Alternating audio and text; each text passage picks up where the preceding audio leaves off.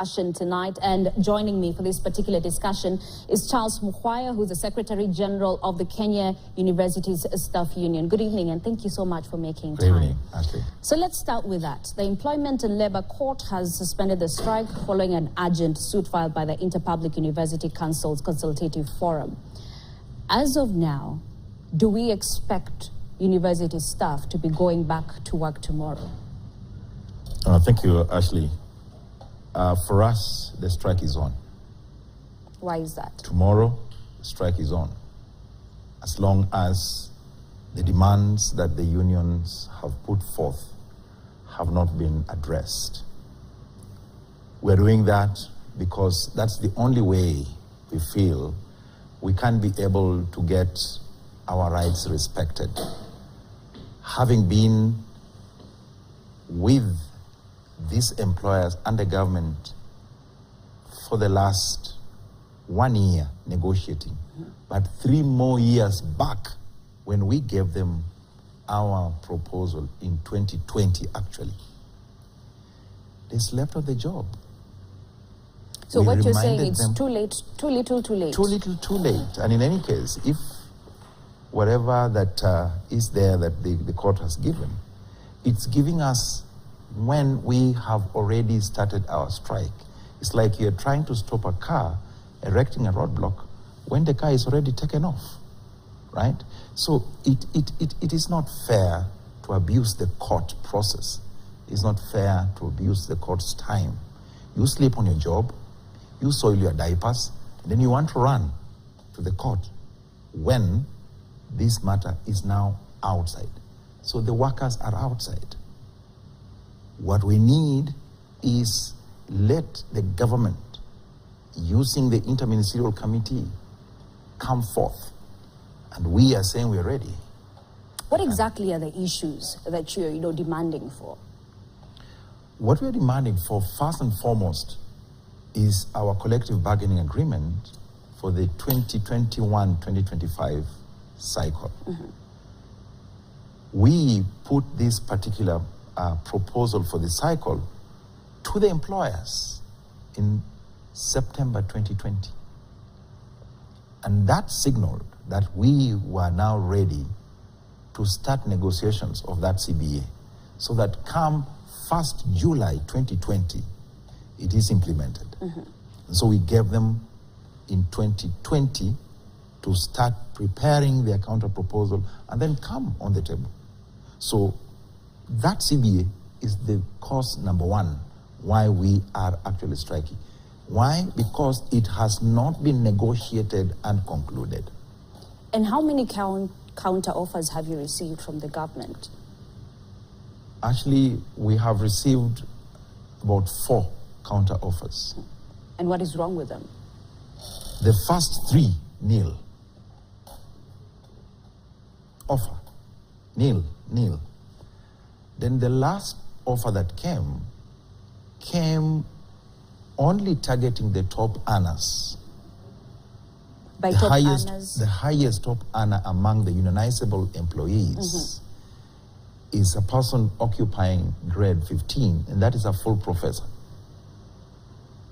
or a university registrar, or a university director of library, or something like that, or a chief finance officer. Those are top earners among the unionizable employees of our universities. And they, in that counter offer, were given about 7% pay rise. And then the ones 1 grade below them were being given about 6%. Then the rest of the workers, nil. Before we even, continue talking about the 2021 to 2025 CBA, let's talk about the 2017-2021 CBA. Was it fully implemented? 2017-2021 CBA, we do 4-year cycles. 2017-2021.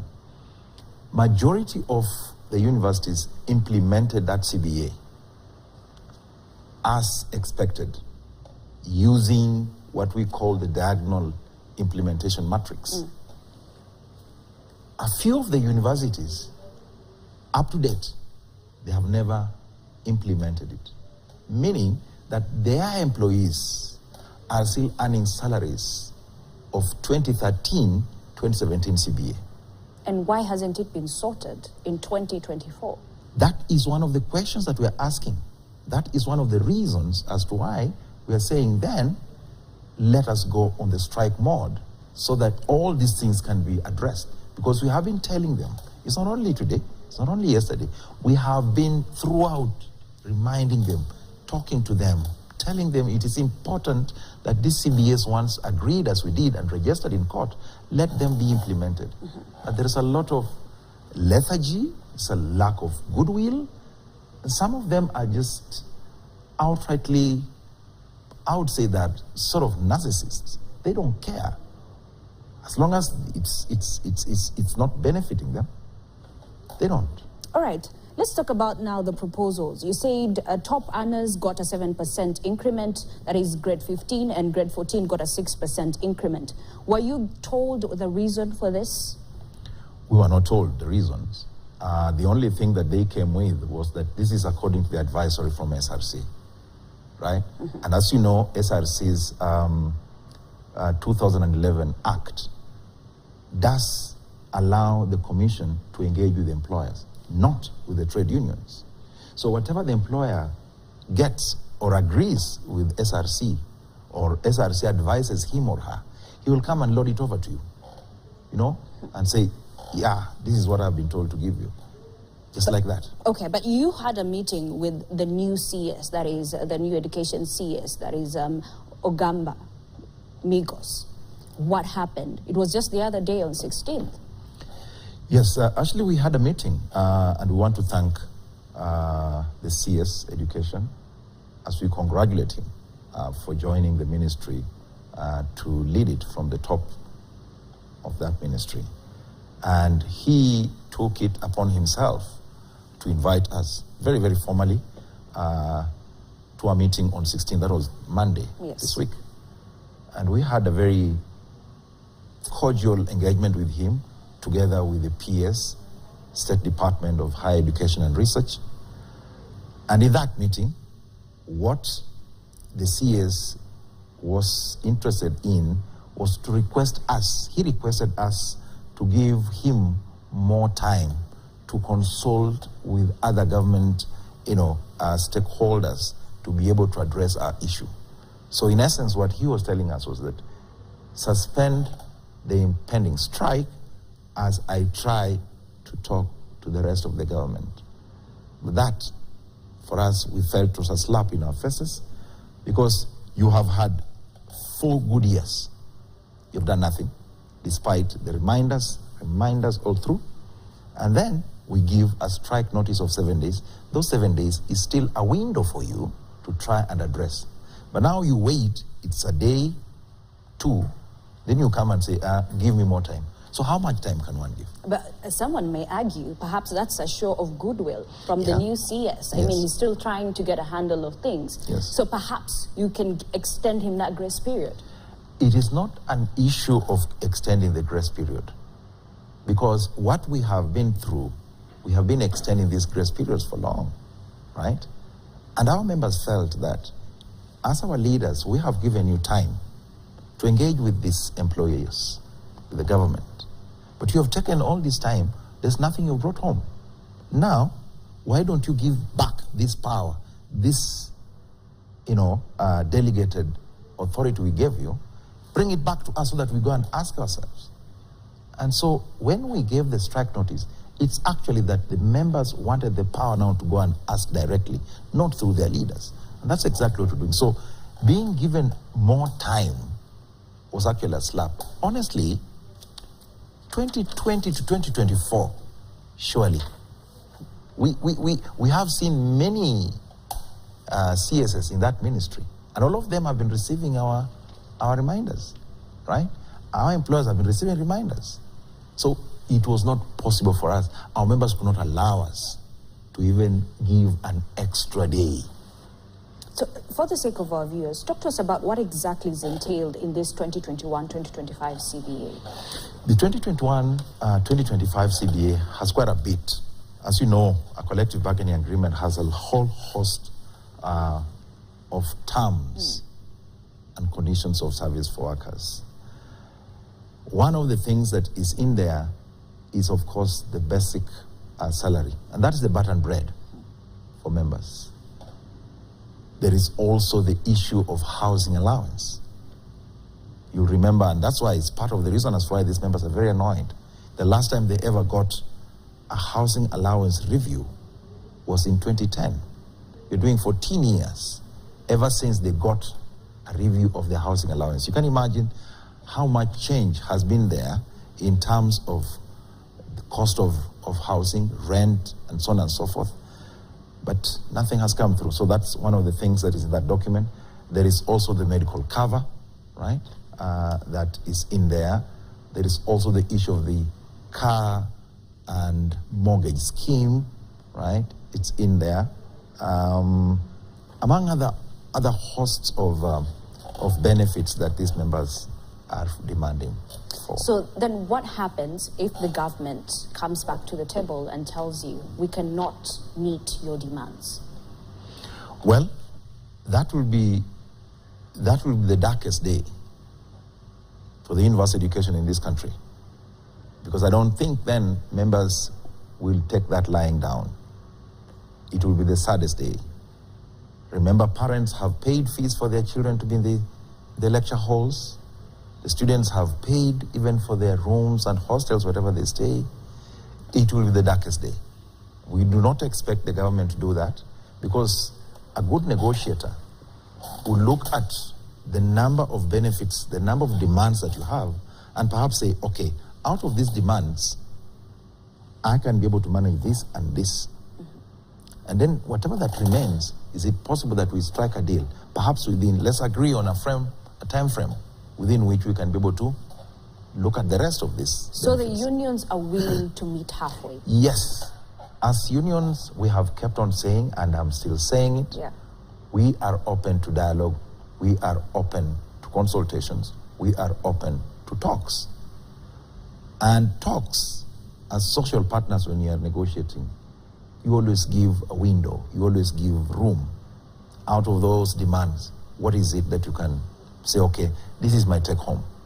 Among all these things, what is the low-lying fruits that you can, go home with? So let's look at that. Salary increment, housing allowance, medical cover, car loans, and others. What are you willing to take right now, and what can you forego? Right now, I can tell you the bare irreducible minimum that employees in public universities are looking for is not a salary increase, but a cushion against the high inflation, the high taxations that they are subjected to. Taxations that have reduced their disposable income. It's not there. So, out of those demands, what I know is the most irreducible minimum that these members want is what will go into their pockets. Between 7 and 10% will actually make these members accept to go back if the government were to come with that. Why? Because it is the same government that has given the same amount of salary increase, between 7 and 10%, to other public servants, and between 10 and 14% to state officers. Why? To cushion them against these taxations. And that's why public university employees are saying, we are also public servants. And so if the government were to come on the table and say, okay, fine, let's extend this presidential award, because it was a presidential award, we extend this presidential award to you, it is possible that we can break the stalemate. Okay. Another issue that I want us to talk about is the discrepancies in pay and promotion. The criteria has not yet been addressed. Why now? It's been a long time coming. For a Kenyan who's out there and sitting, this CBA, for example, 2021 to 2025, we're in 2024. The first question that comes to mind is, why now? The high cost of living has been there for a while now. Why this particular moment? That is a good question that actually should be answered by our employers and the government. Okay. I've just told you that for us, we have been at their doors every now and then writing to them, reminding them, as we do things very formally. And we do that with patience. We do that as we continued working for these institutions. But now, we have reached a point where this CBA is actually ending. In the next couple of months, by June 30th, 2025, the cycle will have closed, right? So, we have been at it not just now, from 2020. Yes. Who has been the problem? It is the employer and the government. It's not us. So that's why that question can be best answered by the employer. Okay. I want us to talk about the mess that we're seeing in the universities sector in general. It's been one problem after another, one crisis after another, one strike after the other. Do you think perhaps there's a long-lasting solution to all of this? And how best can we achieve that as a country? A country that does not have a proper university education is a country that is actually moving the wrong direction. The level of literacy in a country speaks a lot about that country's development. And therefore, for us as a country, it is important that the government of the day addresses the issues that are bedeviling universities. Okay. And now, the problem that universities are having are nothing but financial. And these are problems that are squarely at the doorstep of the government. These are state-run organizations. They are not personal, they are not private. You don't expect a vice-chancellor. You appoint him to run a university on your behalf as a government, but you don't give him adequate funding to run the institution. It is not possible. He cannot run that institution from his own personal emoluments. He can't. So the government is right at the, it is the one to blame. It is not giving adequate funding to the universities. If anything, for the last 7 or 8 years, the government has been reducing capitation that comes to these universities, right? At the same time, the Module 2 programs that used to help universities mitigate the deficiency that they were getting from government capitation are also not there, courtesy of who? Same government. So it is the government that needs to look at these universities and say, hey, what can we do? Whether one of the things that perhaps the government can look at, in my view, set up an education fund. Why set up a housing levy fund that many Kenyans are not so clear about? Okay. Yes, set up maybe an education fund. Get all these monies that an MCA has a bursary, and MP has a bursary, women rep has a bursary, I don't know, governor has a, all these things are conduits of corruption. Get all these monies together, put them in one place, and ensure there is prudent management of that fund to ensure that that money is helping the Kenyan child to go to school. We will not be having this kind of problems, okay? So it is the government. It's always said the fish rots from the head. Yes, the government. Finally, even as we conclude, so what's the next move for the unions, knowing the position of the government and, of course, considering the court orders? What is your next move? Our next move is that first, the strike is on. Okay. 2, we're open. We're open to talks, we're open to dialogue, and we want whoever is coming to engage us to be very serious, committed, and have goodwill, not to come and give us empty promises. We have had enough of them, and our members will not want to hear any more of the same. Well, thank you so much. Charles Mukwaya, Secretary General of the Kenya University Staff Union, also known as KUSU.